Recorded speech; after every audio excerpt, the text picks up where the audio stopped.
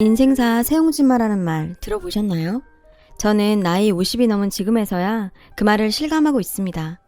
저희 아빠와 시아버지께서는 어린 시절 옆집에 사시면서 형, 동생하며 자라온 사이셨는데 두 분은 나중에 꼭 아이들 낳으면 서돈 맺기로 약속하셨다고 했어요. 사회로 나온 두 분은 동업을 시작하셨고 동네 철물점부터 시작했던 사업은 점점 커지면서 번듯한 자동차 부품 공장이 되어 두 분은 사장님들이 되셨는데 정말 생사고락을 함께 하셨어요. 피를 나눈 형제보다도 더 가까운 사이가 되었고 가족끼리도 자주 왕래하며 지냈습니다. 남편에게는 여동생이 있었는데 저와 동갑이던 유진이는 미국으로 유학 가기 전까지 초중고를 함께 보내면서 속에 있는 이야기 다 털어놓을 정도로 가까웠죠. 나중에 오빠랑 결혼하면 본인이 제대로 미운 시내이 노릇해주겠다며 농담도 할 정도로 유진이와는 둘도 없는 사이였어요. 우리 셋은 어린 시절 대부분 추억을 공유할 만큼 함께 보냈어요. 태어날 때부터 정해진 운명이었나요? 그저 친한 오빠로 생각하던 남편이 남자로 보이기 시작한 건 제가 방학 기간 동안 잠깐 미국에 어학연수 갔을 때였는데 아버지는 저를 남편이 유학하고 있던 뉴욕으로 가길 원했고 저도 처음으로 타지로 가는 만큼 누군가 기댈 곳이 있다고 생각하니 마음이 놓인 것도 사실이었어요. 남편은 언제 또 뉴욕에 오겠냐며 자기 공부도 바쁜 와중에 저를 데리고 관광시켜주고 맛있는 것도 많이 사주면서 즐겁게 지냈는데 3개월간 함께 뉴욕 생활을 하면서 보게 된 남편의 모습은 어린 시절부터 봐오던 친근한 오빠가 아닌 멋진 남자의 모습이었어요. 전 세계 사람들이 다 모인 뉴욕에서도 항상 당당했고 친구들 사이에서 리더십이 보이는 남편의 모습은 정말 멋졌죠. 이런 남자라면 진짜 아버지 말대로 결혼해도 믿고 살 수 있겠다는 생각을 하면서 마음에 품고 있었는데 남편은 친구들과 파티가 있을 때마다 저를 초대해서 본인 미래의 와이프라고 소개했는데 그땐 그저 농담으로 하는 말인 줄로만 알았어요. 제가 뉴욕 어학연수를 마치고 돌아가기 전날 남편이 저에게 반지를 내밀더라고요. 현지야, 사실은 내가 아저씨한테 너 여기로 보내달라고 부탁드렸어. 너한테 고백하고 싶어서. 남편의 갑작스러운 고백에 당황했지만 제가 마음에 품고 있던 남편도 나와 같은 마음이었다고 생각하니 행복했어요. 그렇게 저희는 한국과 미국으로 오가며 뜨거운 연애를 했고 유학에서 돌아온 남편의 프로포즈로 저희는 결혼 약속을 하게 되었어요. 아버지들은 두 분의 소원이 이루어졌다며 저희의 결혼을 진심으로 반겨주셨죠. 유진이도 오빠가 어릴 때부터 제 이야기를 그렇게 물어봤다면서 이렇게 될 거라고 진작부터 알고 있었다며 축하해줬습니다. 결혼 후 경영학을 전공한 남편은 두 분 밑에서 일을 배우며 차근차근 후기자 수업을 시작했고 유진이도 미국에서 돌아오자마자 회사 회계팀에서 일을 하게 되었어요. 회사 일에는 전혀 관심이 없었던 저는 음대에서 공부한 피아노 전공을 살려 동네에 작은 피아노 학원을 운영했고 결혼 1년 만에 사랑스러운 아들을 가지게 되었어요. 아이가 자라는 모습을 보는 것만으로 행복했던 나날들이 흘렀는데 아들이 12살이 되던 해에 제 인생을 송두리째 바꿔놓은 사건이 생겼습니다. 남편은 회사에 문제가 생긴 것 같다며 회사에 저를 불렀는데 회사에는 파란 박스를 들고 있는 수사관들이 와 있었고 아빠는 그들의 손에 끌려가고 있었습니다. 아빠, 도대체 무슨 일이야? 현지야, 아무것도 아니다. 아무래도 오해가 있는 것 같네. 금방 조사받고 돌아가마. 아빠는 회사 돈을 횡령했다는 고발이 들어오게 되면서 조사를 받게 된 거였어요. 검찰이 제시한 많은 증거들은 아빠가 회사 돈을 꾸준히 횡령해왔음을 가리키고 있었고 아빠가 횡령한 돈들이 들어있는 천원 계좌들이 나오면서 저에게 마지막으로 했던 말과는 다르게 다시 집으로 돌아오지 못했습니다. 저는 정말 믿을 수가 없었죠. 아빠는 저와 남편이 결혼할 때 가족끼리 경영권 다툼이 있어서는 안 된다시며 일선에서 물러날 준비까지 하고 계셨거든요. 최종 판결날 법원에서 아버지는 판사님과 시아버지께 호소하셨어요. 형님, 저 아닙니다. 저 차명계좌 같은 거 당치도 않아요. 저를 잘 아시지 않습니까? 분명히 무슨 오해가 있을 겁니다. 형님, 저 믿으시죠? 형님! 상철아, 네가 나한테 이럴 줄 몰랐다. 내가 너를 얼마나 믿었는데 이렇게 오랫동안 우리를 배신할 줄이야. 너를 위해 어떤 것도 하고 싶지가 않다. 시아버지께서는 아버지에게 심한 배신감을 느끼신다며 어떠한 도움도 주지 않겠다 하셨어요. 그렇게 냉정하게 행동하셨는데 어찌 보면 평생의 중마고에게 실망하신 시아버지의 행동은 당연했죠. 모든 증거가 아버지를 향하는 상황에서 심지어 엄마나 저조차 아빠를 완전히 믿어줄 수는 없는 노릇이었고 징역 5년에 추징금까지 받게 되면서 아버지는 교도소로 들어가게 되었습니다. 그리고 회사의 경영권 모두는 시아버지께로 넘어갔고요. 일주일 정도 지났을까요? 시어머니께서 집으로 저를 부르셨어요. 그곳에는 시부모님과 남편, 유진이까지 모두가 모여 있었고 시어머니께서는 저에게 서류 한 장을 내미셨습니다. 너도 잘 알겠지. 너희 아버지 때문에 지금 회사가 어떻게 됐는지. 우리가 더 이상 배신자의 가족하고 어떻게 가족일 수가 있겠니. 당장 여기 도장 찍고 내 아들하고 이혼해라. 시어머니는 배신자 가족과는 살 수 없다며 남편과의 이혼 서류를 내밀었고 옆에 가만히 서 있는 남편은 이미 얘기를 끝낸 모양이었습니다. 현지야, 너를 보면 자꾸 배신한 아저씨가 생각이 나서 나도 더 이상 같이 못 살 것 같다. 그냥 우리 여기서 헤어지자. 아니, 아직 아버지께서는 억울하다고 하시고 조금만 더 기다려보면. 옆에서 지켜보던 유진이는 저에게 쏘아붙이며 말했는데요. 야, 이현지, 넌 양심도 없니? 너희 아빠가 한 짓을 보고도 억울하다는 말이 나오냐? 야, 아저씨가 회사 돈 뒤로 빼돌려서 니네 가족 배불리려고 한 거 아니야? 정말 기가 막혀서. 믿었던 남편과 저희 단짝 친구라고 생각했던 유진이까지 더 이상 저를 보기 힘들다는 모습에 이혼 서류에 도장을 찍을 수밖에 없었고 아들의 양육권까지 뺏기고 마치 죄인처럼 그 집에서 쫓겨났어요. 이혼 후 아들 얼굴 한 번만 보게 해달라면 사정했습니다. 시어머니는 더 이상 이 집안일에 관여하지 말고 죄인답게 쥐죽은 듯이 살라는 말뿐이었어요. 절대 저와 아이를 못 만나게 하셨죠. 다른 건 다 괜찮았지만 내 배 아파 낳은 아이의 얼굴도 볼 수 없다는 사실에 저는 절망했고 제 인생이 나락으로 떨어질수록 상황을 이렇게 만든 아버지에 대한 원망이 커져만 갔어요. 아빠의 외로운 싸움은 계속되었습니다. 엄마도 변호사를 구해 이리저리 뛰었지만 수차례 항소해도 아빠의 목소리는 어느 누구도 들어주지 않았죠. 너무나도 억울했던 아빠는 스스로 죽음을 택하면서 마지막 호소를 하셨습니다. 갑작스러운 비보에 이 사건 때문에 몸이 좋지 않으셨던 엄마는 감당할 수 없는 충격을 버티지 못하시고 쓰러지셨습니다. 저 홀로 아빠의 장례식을 치르는 동안 시댁 식구 어느 한 명도 모습을 보이지 않더라고요. 아무리 미워도 평생을 중마고우로 지내온 친구 가는 길조차 바라봐주지 않는 시댁 식구들이 이해가 되질 않았고 그냥 야속하기만 했습니다. 아빠의 유류품에는 눈물로 꾹꾹 눌러 쓴 작은 쪽지가 하나 있었는데 현지 엄마, 현지야, 나는 억울하다. 나는 절대 그러지 않았다. 아빠의 쪽지에는 죽음으로까지 억울함을 말하고 싶었던 심정이 드러난 짤막한 호소가 있었어요. 그걸 보니 아빠를 끝까지 믿어주지 못하고 원망까지 한 제 자신이 한심스럽더군요. 세상 천지에 별거 없이 벌어진 저로서는 아버지의 억울함을 풀어낼 만한 힘은 없었어요. 더는 서울에 남아있을 수가 없었던 전 아픈 어머니를 모시고 지방 조그마한 시골 도시로 내려가서 새로운 삶을 시작하게 됐습니다. 주변을 통해서 아들의 소식은 들을 수 있었지만 강경한 시어머니 때문에 제 아들 얼굴조차 볼 수가 없었죠. 매년 아들 생일날 남편을 통해 생일 선물과 편지를 전달하는 것 정도가 제 아들에게 해줄 수 있는 전부였어요. 남편은 가끔 저를 보면 많이 안타까워하는 눈치였지만 딱 그 정도라고 생각했어요. 그렇게 세월이 흘러가고 시아버지가 돌아가신 후 남편은 회사의 대표이사가 되었습니다. 회사를 키워가며 승승장구하고 있다고요. 그러던 어느 날 남편이 갑작스러운 사고로 사망했다는 소식을 듣게 되었어요. 이게 무슨 일입니까? 아무리 시간이 흘렀지만 내 아이의 아빠고 한때 사랑했던 사람이 죽었다는 소식에 마음 한켠이 무거웠습니다. 장례식에 가보려 했지만 어머님과 유진이는 지난 세월 무색하게 반대하더라고요. 남의 아들 장례식장에서 깽판 놓을 생각도 없었고 그렇게 저는 참석하지 못했습니다. 시골 마을에서 작은 피아노 학원을 운영하던 저는 여느 날처럼 학원에서 아이들을 가르치고 있었는데 뒤에서 누군가가 들어왔어요. 엄마! 뒤를 돌아본 순간 정말 상상만 하고 꿈에서만 그리던 아들이 눈물을 흘리며 서 있었고 20년이 지난 세월이었지만 내 아들이라는 걸 한눈에 알아볼 수 있었죠. 지호야, 어떻게 네가...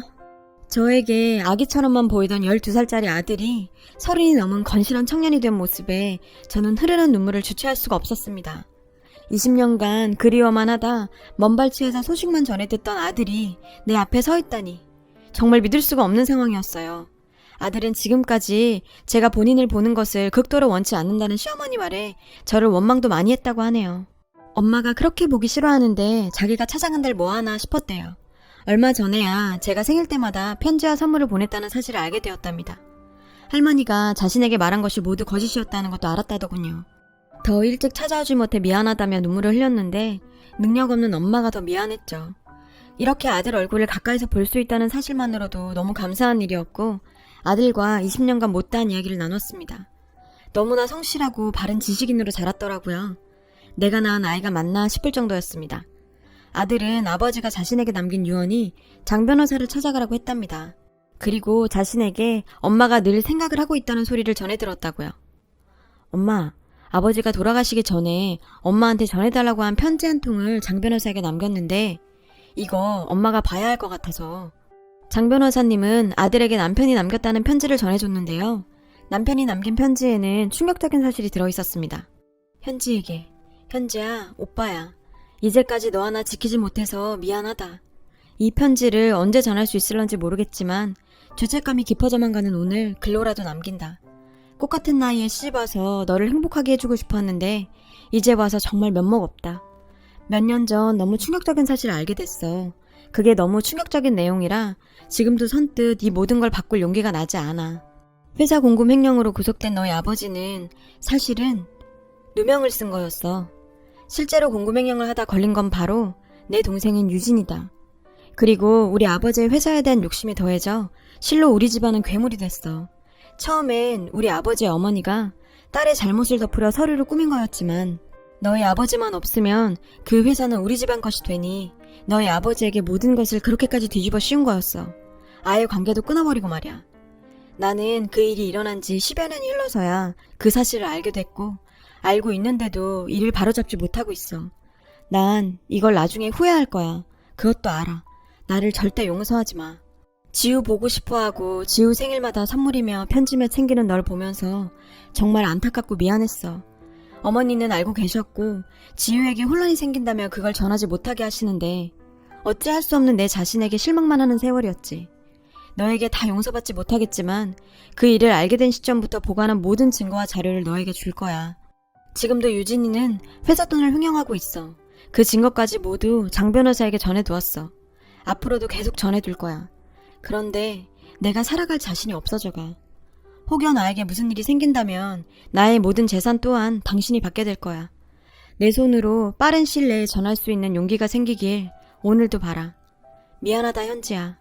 돌아가시기 전까지 본인은 회사 돈에 손댄 적 없다며 그렇게 억울해하시던 아빠의 모습이 떠오르고 남편에 대한 원망과 한켠의 안타까움에 가슴 치며 통곡했어요. 본인들의 잘못을 뒤집어 씌우고 뻔뻔하게도 저희 아빠를 배신자라 몰아붙이며 장례식장에도 얼굴도 한번 비치지 않은 그 가족들을 그냥 가만히 둘 수는 없었습니다. 아들과 일단 장 변호사님을 만났죠.